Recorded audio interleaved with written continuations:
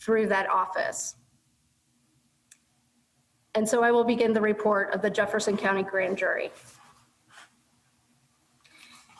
In the matter of Commonwealth of Kentucky versus Brett Hankison, the Jefferson County Grand Jury charges as follows. Count 1, wanton endangerment in the first degree. On or about March 13th, 2020 in Jefferson County, Kentucky, the above named defendant, Brett Hankison, committed the offense of wanton endangerment in the first degree when, under circumstances manifesting extreme indifference to human life, he wantonly shot a gun, into the apartment occupied by initials CE.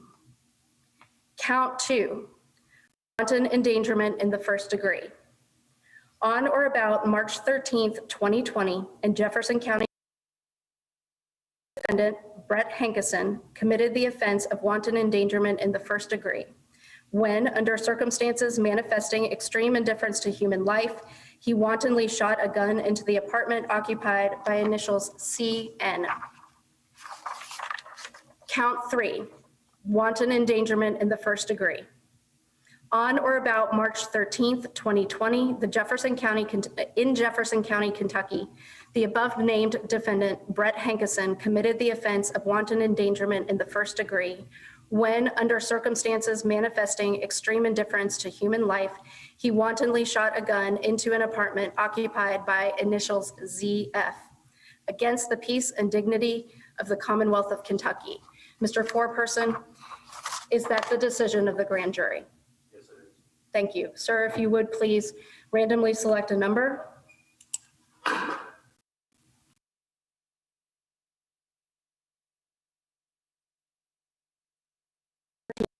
Thank you, sir. The case will then be assigned to Jefferson Circuit Court Division 13. Madam Assistant Attorney General, do you have a motion with respect to bond? Yes, Your Honor. The Assistant Attorney General asks for $15,000 full cash bond for the defendant, Brett Hankison. I will grant the motion and assign bond in the amount of $15,000 full cash and issue a warrant. That concludes the business of the grand jury sitting for Jefferson County in September 2020. Thank you, ladies and gentlemen. You may be excused. I'm going off the record.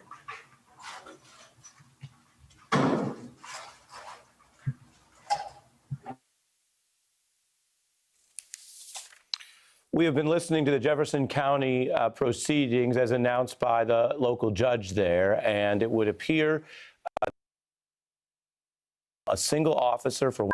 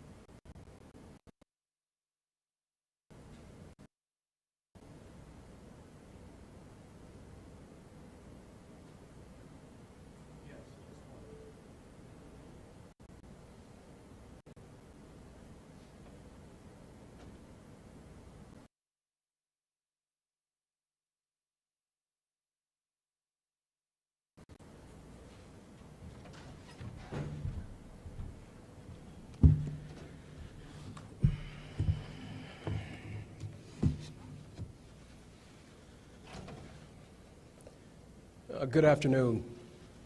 Thank you for joining us today. I know that many in Louisville and across the Commonwealth and country are anxiously awaiting the completion of our investigation into the death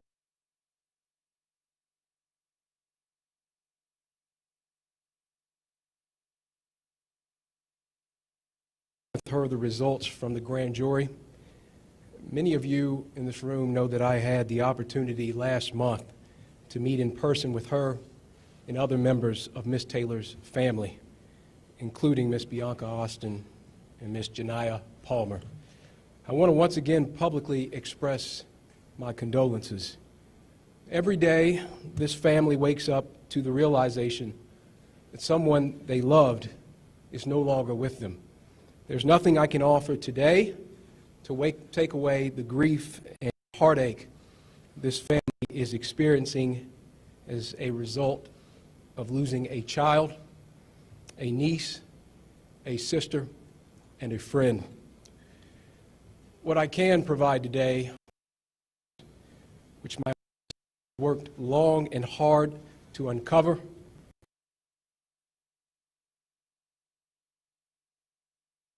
in mid-May. I urge everyone listening today to not lose sight of the fact that a life has been lost, a tragedy under any circumstances. The decision before my office as the special prosecutor in this case was not to decide if the loss of Ms. Taylor's life was a tragedy. The answer to that question is unequivocally yes. There is no doubt that this is a gut-wrenching, emotional case, and the pain that many people are feeling is understandable. I deeply care about the value and sanctity of human life. It deserves protection, and in this case, a human life was lost. We cannot forget that.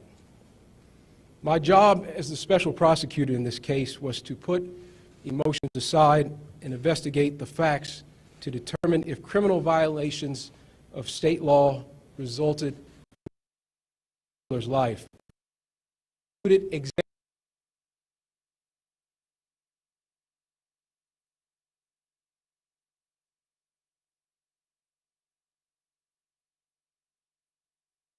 Morning hours of March 13th.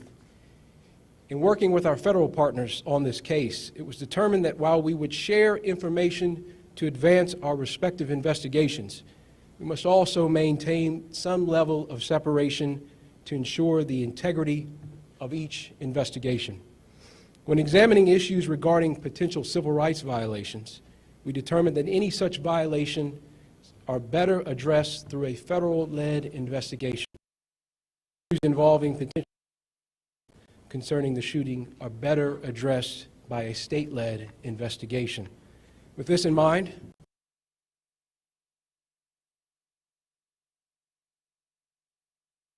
on March 13th.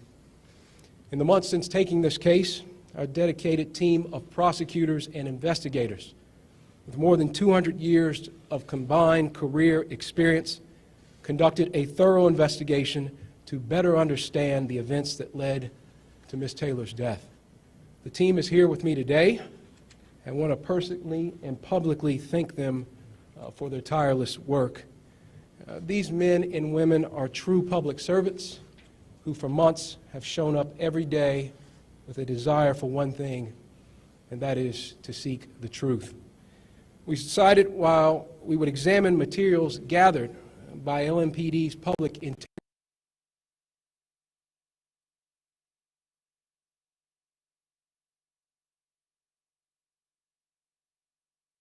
and finding the truth. There was no video or body camera footage of the officer's attempted execution of a search warrant at Ms. Taylor's residence. Video footage begins at the point that area patrol officers arrive at the location. Therefore, the sequence of events from March 13th had to be pieced together through ballistics evidence, 911 calls, police radio traffic, and interviews.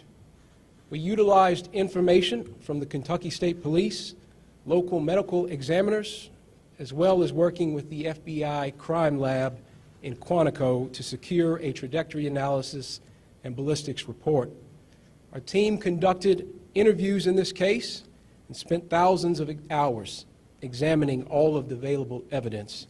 We concluded our last interview in this case this past grand on Monday.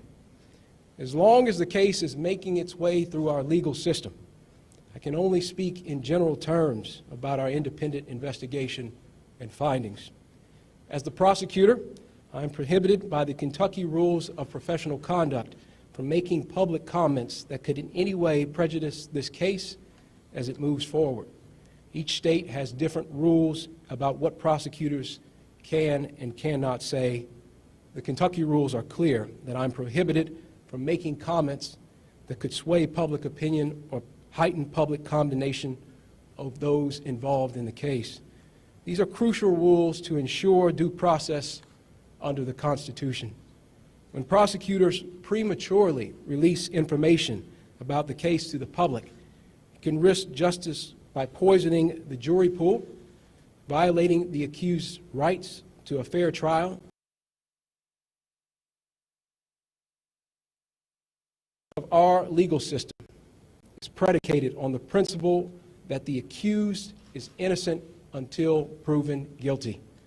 Despite passions, opinions, and desire for every detail to be known, the rule of law must apply. Justice must be done. In the early morning hours of March 13th, officers from LMPD executed a search warrant at 3 Springfield Apartment 4. This was Miss Breonna Taylor's residence. The officers were advised by superiors to knock and announce their presence in serving this specific search warrant.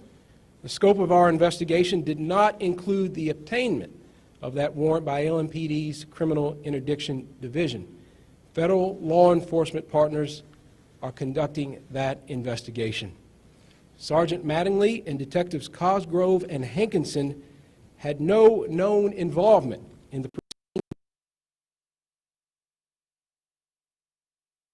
called into duty as extra personnel to effectuate the service of the search warrant.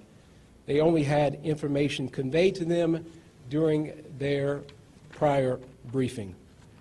Evidence shows that officers both knocked and announced their presence at the apartment.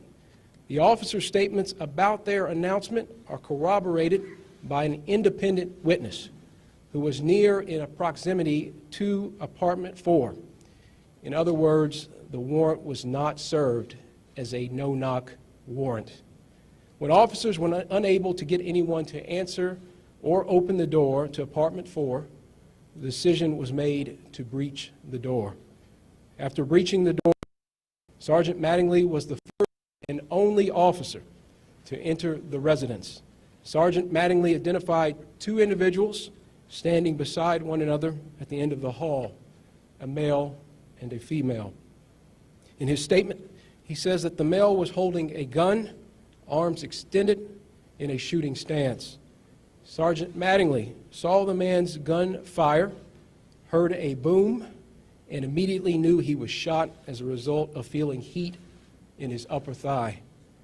Kenneth Walker fired the shot that hit Sergeant Mattingly, and there is no evidence to support that Sergeant Mattingly was hit by friendly fire from other officers. Mr. Walker admitted that he fired 1 shot and was the first to shoot. In addition to all the testimony, the ballistics report shows that the round that struck Sergeant Mattingly was fired from a 9mm handgun. The LMPD officers fired 40 caliber handguns. Sergeant Mattingly returned fire down the hallway. Mattingly fired 6 shots. Almost simultaneously, Detective Cosgrove, also in the doorway, matter of seconds. In total, 6 bullets struck Ms. Taylor. Medical evidence obtained by our team indicates that only 1 shot was fatal. Further medical evidence shows that Ms. Taylor would have died from the fatal shot within a few seconds to 2 minutes after being struck. Detective Hankinson fired his weapon 10 times, including from an outside sliding glass door and through a bedroom window. Some bullets traveled through apartment 4 and into apartment 3 before some exited that apartment. At the time, 3 residents of apartment 3 were at home, including a male,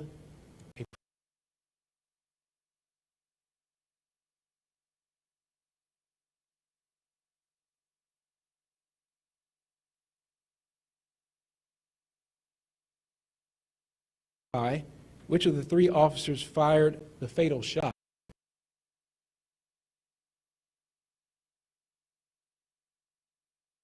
Analysis to see if they reach the same results.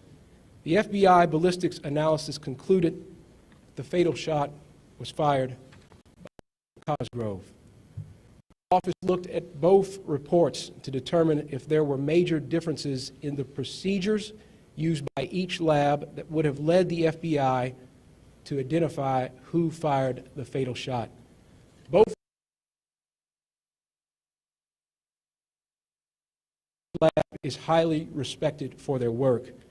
There was nothing our investigators could point to, nor anything provided by the respective agencies that directly explains why one lab made the call while another did not. I think it is worth repeating again that our investigation found that Mattingly and Cosgrove were justified in their use of force after having been fired upon by Kenneth Walker. Secondary to this justification, the KSP and FBI ballistics analysis reached different conclusions, creating a reasonable doubt in the evidence about who fired the fatal shot. I certainly understand the public's desire for answers, and many have questioned the length of the investigation. Simply put, we had to try every means necessary to determine who fired the fatal shot before the investigation could be. With a thorough all evidence collected in this case, lawyers with our Office of Special Prosecutions presented the findings of our independent investigation before a grand jury comprised of Jefferson County residents beginning on Monday and concluding today. In Fletcher v. Graham, the Kentucky Supreme Court said that the grand jury has competing but balanced functions. On the one hand, its purpose is to investigate allegations of criminal conduct and determine if there is probable cause to believe that a crime. The grand jury serves to protect the public against unfounded criminal prosecutions where probable cause is lacking. The grand jury is unique in our criminal justice system because it operates independent of the court and the prosecutor. The hallmark of the grand jury is its independence from outside influence. This independence is necessary to ensure that justice is done both for the victims and for the accused. The evidence from our team of prosecutors, the grand jury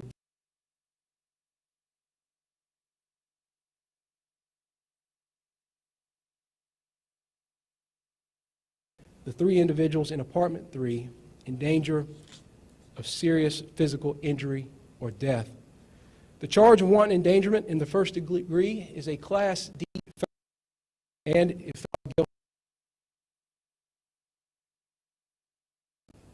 Kentucky law states that a person is guilty of wanton endangerment in the first degree when under circumstances manifesting extreme indifference to the value of human life, he wantonly engages in conduct which creates a substantial danger of death or serious physical injury to another person.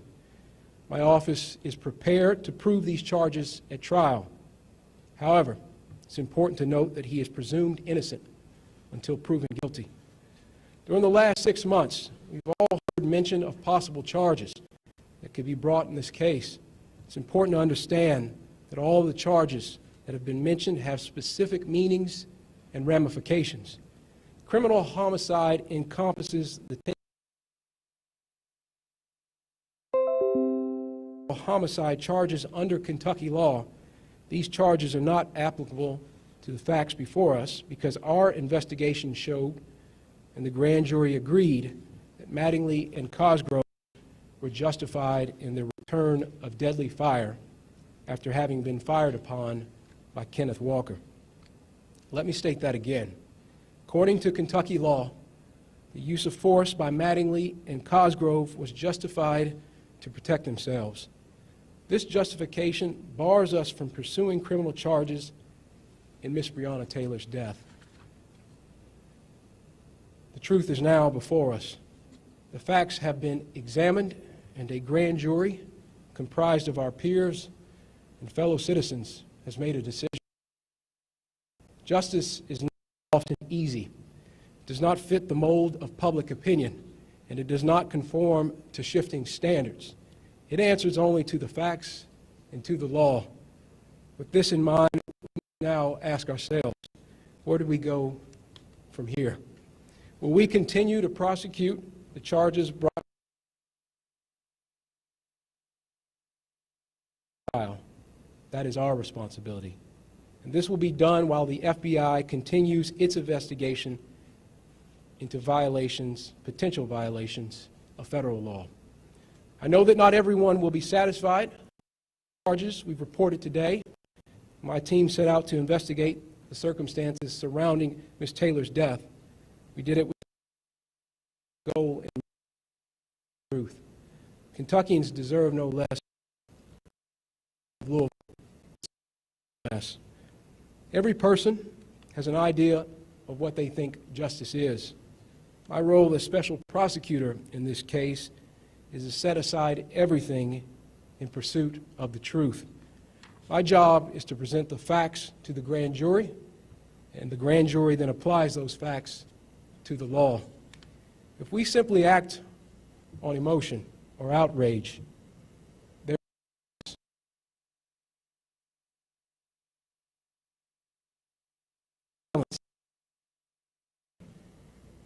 it just becomes revenge.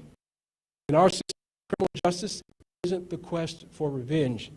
It's the quest for truth, evidence, and fact.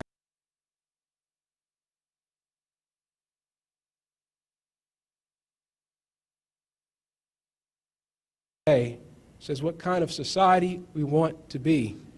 Do we really want the truth, or do we want a truth that fits our narrative? Do we want the facts, or are we content to blindly accept our own version of events? We as a community must make this decision. I understand that Ms. Breonna Taylor's death has become a part of a national story and conversation. But we must also remember the facts and the collection of evidence in this case are different than cases elsewhere in the country. Each is unique and cannot be compared. There will be celebrities, influencers, and activists who, having lived in Kentucky, tell us how to feel, suggesting they understand the facts of this case and that they know our community and the Commonwealth better than we do. But they don't. Let's not give in to their attempts to influence our thinking or capture our emotions. At the end of the day, it is up to us. We live here together. We work here and raise our families here together. I urge those protesting on the streets to remember this. Peaceful protests are your right as an American citizen. Instigating violence and destruction are not. I've spoken with both Mayor Fisher and Governor Beshears in the days leading up to this announcement, and I urge them to do what is necessary to maintain law and order and to protect our cities.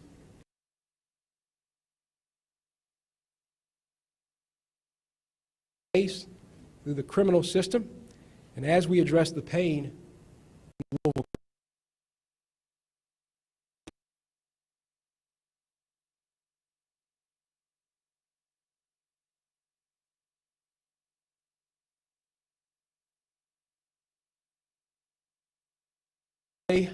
Consistent with you, I I'm announcing that I will create a task force to review the process for securing, reviewing, and executing search warrants in Kentucky.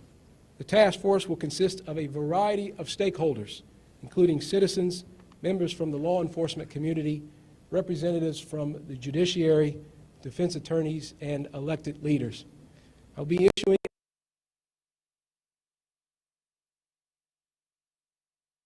a top-to-bottom review of the search warrant process. Changes are required and establish best practices. You have my word that I will also vigorously prosecute the criminal charges announced today. I can assure you that my team of prosecutors will continue to give this case their attention and time. We'll also continue to support the good men and women of our law enforcement community who put their lives on the line every day to protect and to serve. And I will fight for those across our state who feel like their voice isn't heard, who feel marginalized, judged, to bring about change.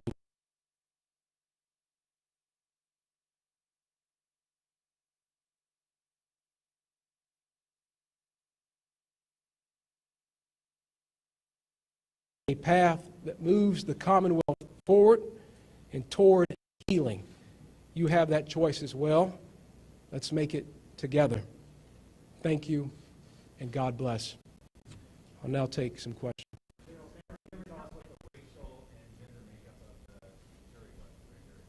I won't get into the specifics of the makeup of the grand jury. Yeah, December, you mentioned that Breonna Taylor was hit by 6 bullets. You identified the one that killed her.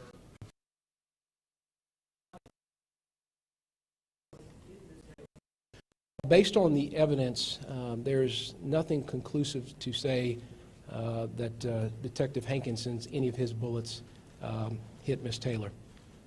I'm just curious Yes, what sir. your message would be to the family and those who support her in the community, because based on what you're saying today, the grand jury basically found that none of the officers involved are directly responsible for Breonna Taylor's death.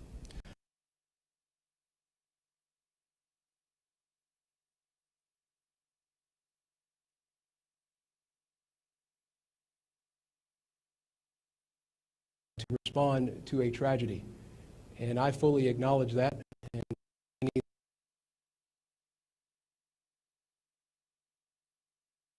the response is that the grand jury was given all of the evidence, presented all of the information, and ultimately made the determination that Detective Hankinson was the one to be indicted.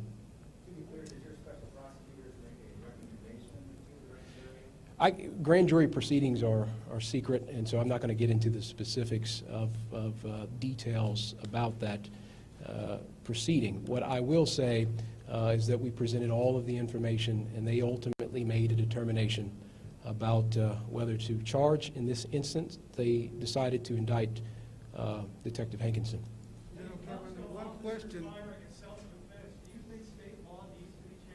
I'm sorry, say that again? When it comes to officers firing back in self-defense, do you think the current state law needs to be changed with cases like this? Well, my role as the special prosecutor in this case was to provide the information and facts to the grand jury. Detective Cosgrove and Sergeant Mattingly were justified in returning fire because they were fired upon. I'll leave it to others to make determinations.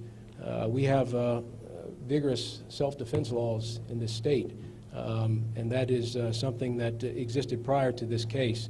I'll let others make judgments about that. Yes, sir.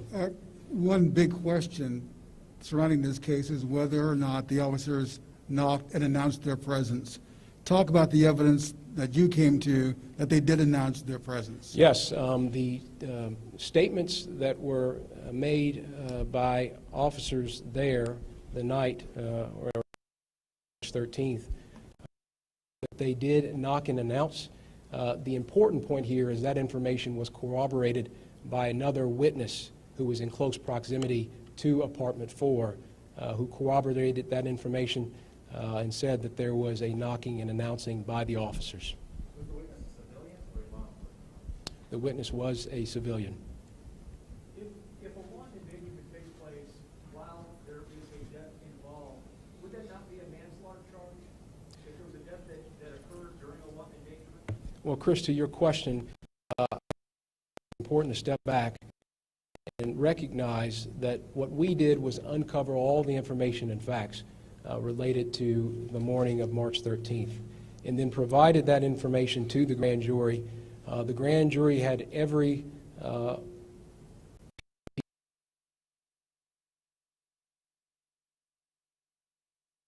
was that the decision needed to be made to indict Mr. Hankinson. Mr. Cameron, Rukmini Kalimaki with the New York Times. Right here, I'm sir. sorry, yes, ma'am. Hi, 2 questions for you. Number 1, you said that she was shot 6 times, yet her death certificate says 5. Can you please explain the discrepancy? And the second thing is, journalists in this room, myself included, have taken apart that apartment complex looking for witnesses to the point that you made about the knocking and announcing. Of a dozen witnesses that I spoke to, only one, a man who was directly upstairs, heard them announce.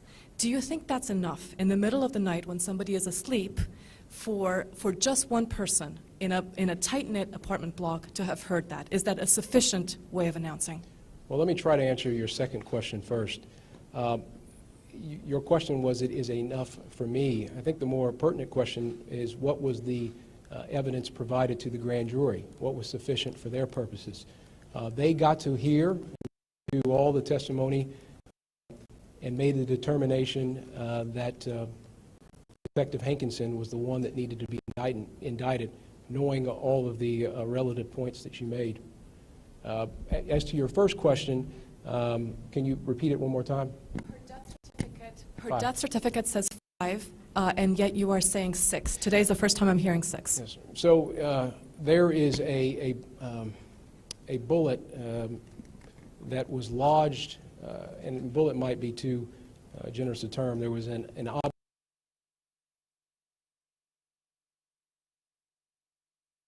what is being referred to as the 6th, I guess, projectile.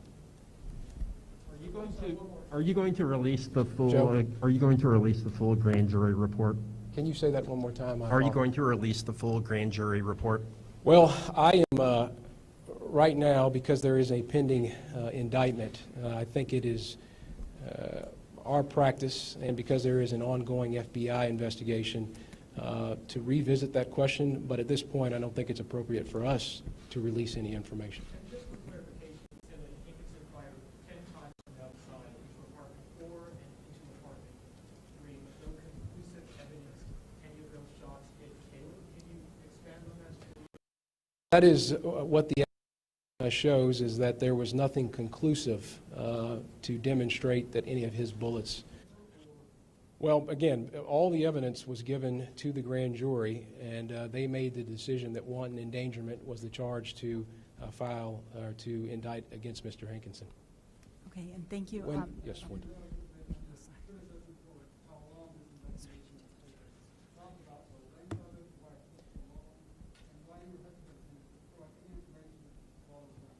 Well, your last question about providing information. In any investigation, criminal investigation, the best practice, and this is whether on the state or federal level, is to not make too many specific comments about the investigation because you do not want to compromise that investigation. There are also ethical considerations as investigators and prosecutors that we're responsible to abide by as well. Some of those obligations continue now because we have a responsibility to pursue the prosecution against Detective Hankinson. It's my judgment very early on that we needed to take this case in the Attorney General's office. As you know, the Commonwealth's attorney was conflicted out of this case because of another matter that he was pursuing. I could have farmed the case out to another Commonwealth's attorney in one of our 120 counties. Instead, I did not do that because the resources that we have to bring to bear and the relationships that we have with our federal partners, in my judgment, were needed to uncover the truth in this case. And part of the reason the investigation took so long is because we needed to make sure that we were doing a thorough job of looking at all the facts and gathering all the materials, interviewing witnesses, making sure that all of our people felt confident in their presentation to the grand jury. I will remind you, as late as Friday, we were still interviewing people in this case. And so the length of it is because this case deserved thorough and fair analysis. That was needed and deserved by Breonna and by her family, for the officers involved, for the community of Louisville, and for the Commonwealth. We needed to have a thorough investigation. We also got the FBI involved in terms of the ballistics report. We needed additional, their ability to scrutinize and make an independent assessment as well. And so the length of the investigation was a reflection, I hope people understand, of how important it was that we got this right. We didn't want to rush it, and we did not. And I'm grateful to the team that is behind me for the work that they did. Look, over 200 years of combined experience. These are prosecutors and investigators who don't care about political distinctions, don't care about influence in any particular regard. What they care about is the truth. And we presented that to the grand jury. Sir, sorry. I'm sorry. I won't get into what our private conversation was. Yes, ma'am. Yes. What do you say to people who say this is just another example of the black community not getting full justice? And what specifically do you plan to do to calm a community that's long been hurting? And do you understand that anger that people might feel? I certainly understand the pain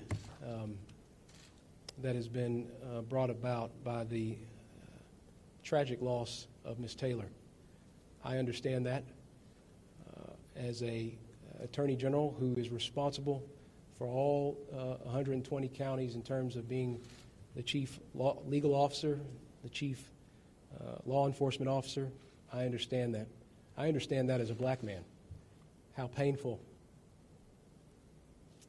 this is. And which is why it was so incredibly important for make sure that we did everything we possibly could to uncover every fact. And I know, look, this team, myself, the members of the representatives of the Attorney General's office have taken a lot of criticism and scrutiny. But that scrutiny in many ways was misplaced because there was not a day that people in this office didn't go to sleep thinking about this case, and it wasn't a day where the first thing on our minds is getting to the truth in this case.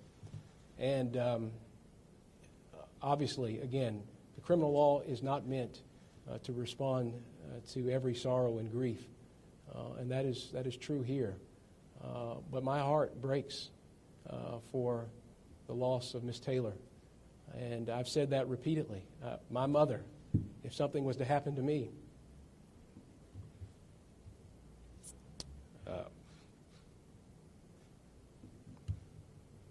would find it very hard. And I've seen that pain on Ms. Palmer's face. I've seen that pain in the community. And what our responsibility in the AG's office was to make sure that we uncovered every fact, that we utilized every resource that we could bring to bear to uncover the facts and the truth, and that's ultimately what we presented to the grand jury. On the question of what I'm going to do, I've talked to partners in the community about helping to be a constructive member of any conversations moving forward. I recognize in my remarks, I mentioned the fact that we'll be establishing a task force in the coming days ahead to look at best practices for warrants. So there is a lot that I can do in this platform to help. Okay. Sir, this is Maria Sacchetti with the Washington Post. Just had a couple of quick questions, I please. hear your voice. Okay, Hi, yes, ma'am. sorry, over No, here in that's the okay. back. Just wanted to double check. Were manslaughter? Did the grand jury ever consider the charges of manslaughter, reckless homicide? And if not, could you please explain why? And do you anticipate any other charges in this case? I apologize. Could you say that a little louder? Sure. I think I got... Sure. did the grand jury ever consider manslaughter or reckless homicide or those kinds of charges? And if not, please explain why. And do you anticipate any other charges, or is this it? I won't get into the specifics again of the proceedings themselves are secret, but what I will say is that our team walked them through every homicide offense and also presented all of the information that was available to the grand jury, and then the grand jury was ultimately the one that made the decision about indicting Detective Hankinson for wanton endangerment. I think that in terms of what happened the wee hours of March 13th, in terms of that particular or specific date and what happened that night in the apartment, I think it is unlikely that there will be any additional prosecutions that come from that event itself. Attorney General, so can you go into the confusion over the fatal shot that was fired and kind of what the issue was there in terms of determining that? And then also, did you present to the grand jury with any charges against Mattingly and Cosgrove?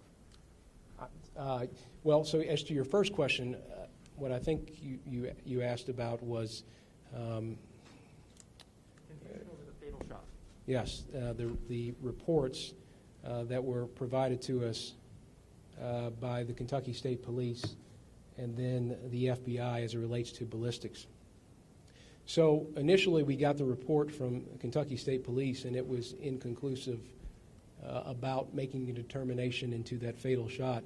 And so again, with the relationships that we have with our federal law enforcement community, and namely the FBI, I thought it imperative that we utilize that resource. And so they undertook an independent analysis and review of and conducted or provided a ballistics report. There is nothing that this team was able to glean suggesting that there was an objective reason for why FBI was able to conclusively or definitively state that Mr. Cosgrove fired the fatal shot. Both, again, KSP, their lab, well-regarded, well-respected, FBI, equally regarded and respected.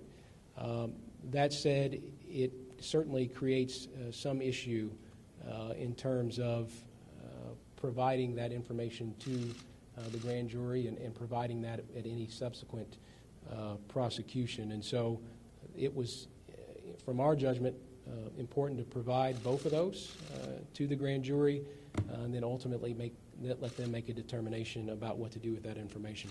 And were they presented with Yes, charges for Mattingly or Cosgrove? I'm sorry. Mattingly and Cosgrove. Say Were that they again. presented with any charges for Mattingly or Cosgrove? Well, what I will say is that they were walked through all the homicide offenses, and with that information and the information and facts that were provided to them that we uncovered in our investigation, they made the determination that Detective Hankinson was the one that needed to be indicted here. Yes, ma'am.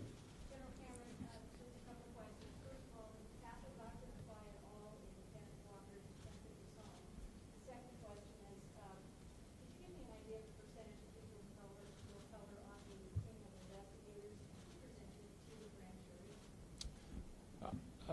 So what I will say is there's obviously I don't want to get into the proceedings related to Mr. Walker. That's a separate, so I'm not going to have any comment on that.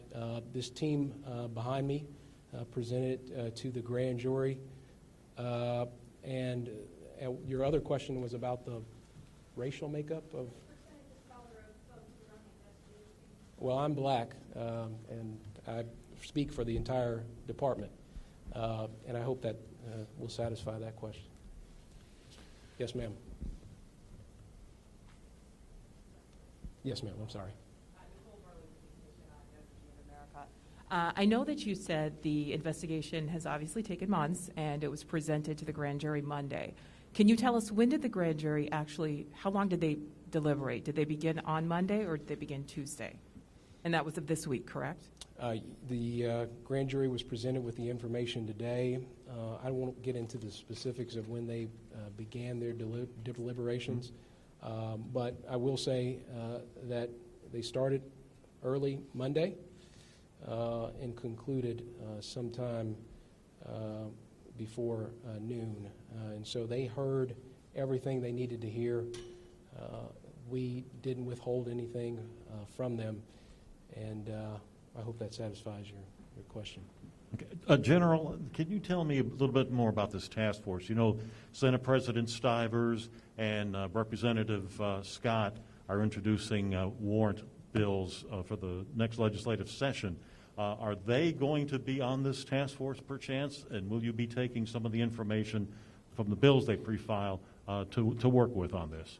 Well, I don't want to put, obviously, the cart before the horse, but I did mention in the remarks that we are certainly going to have elected leaders on this task force, and I imagine that some of the policy questions and some of the policy proposals that have already been put forward and have entered into the public conversation will be a part of this task force. But I want to make sure that people recognize that this task force is being established not to demonize any one side or any one department or agency. I think it's a healthy thing for the Attorney General from time to time to be a part of a conversation with all 120 counties. I'm not talking or singling out any county specifically, but with all 120 counties about best practices that can be utilized. I had a recent conversation with somebody that said there is always room for improvement. I think that's important in any industry, important in any job. And so as part of my role as the Attorney General, I certainly recognize the part I have to play in making sure that all of our systems in government are improved upon, whether it be because of a particular matter that occurred or because from time to time it's just the responsible thing to do. Did any of the officers I'm ask? sorry, Joe. Yeah. Did any of the officers ask to testify or present evidence to the grand jury, and were any allowed to? Well, what I'll say on that is, again, I don't want to get into the specifics, but testimony was heard by the grand jury of all sorts of witnesses and folks. And so, again, all relevant information was provided to the grand jury for them to make their assessment. Yes, sir. When you look at the analysis of the path of the bullets, how was it that Kenneth Walker, who fired the shot at the officers, was not hit, and Breonna Taylor was hit so many times? Well, that's part of the tragedy here. And again, I don't want to get into the specifics, but the fact that she was hit breaks my heart, and it breaks the collective heart of all the country. But I don't want to get, because we have now a open prosecution, I don't want to get too into the details of the trajectories themselves.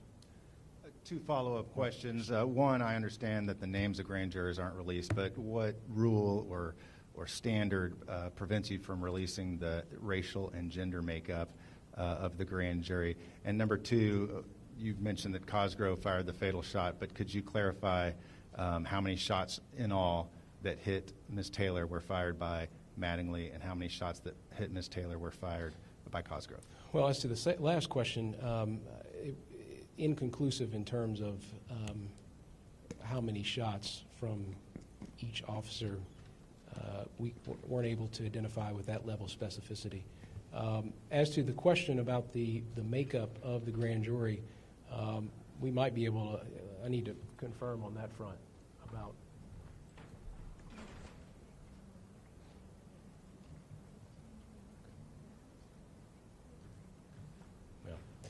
Yeah, you know, the fact that this has received so much scrutiny, I think it'd be inappropriate for me to share the information about the makeup of the grand jury, just to the extent I can protect them. Will you release the investigative file file or recommend that LMPD release it? Well, look, the role that we now have is to pursue the ongoing prosecution against Detective Hankinson. And so I think it'd be irresponsible at this juncture for this office to release any sort of file, again, because we have this ongoing prosecution. And I'm not going to comment on, and I think I certainly shouldn't be recommending, again, because of the ongoing prosecution, any sort of recommendation as to relates to a release of a file. We're going to have time for 2 more questions. Oh, Daniel, okay.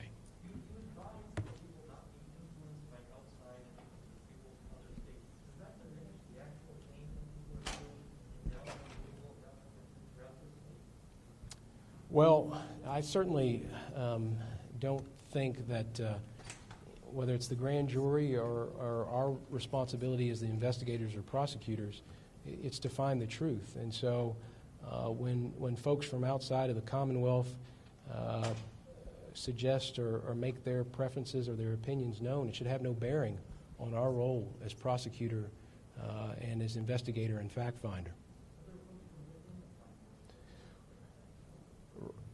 Even with folks within the Commonwealth, again, this is a tragedy. I don't want to lose sight of that, but we do have a responsibility to look at the facts as they are, and we can't be in the business. I don't think we want a justice system that is in the business of fashioning facts or laws to a particular narrative. We have to be in the business of presenting the information to the grand jury and ultimately allowing them to make a decision about what to do subsequently. Last question. Yes, ma'am. Far in the back. I apologize. Actually, we'll take these last 2 here. Okay. So either one can start. Sorry. I apologize. Thank you very much, sir. I wanted to ask if you, if you believe personally that someone should have been charged with homicide or one of the similar charges in this case, and if you could please walk us through what happened after the officers knocked on the door. Did they hear an answer? How long did they wait before everything erupted? Both of those questions, please, and thank you very much.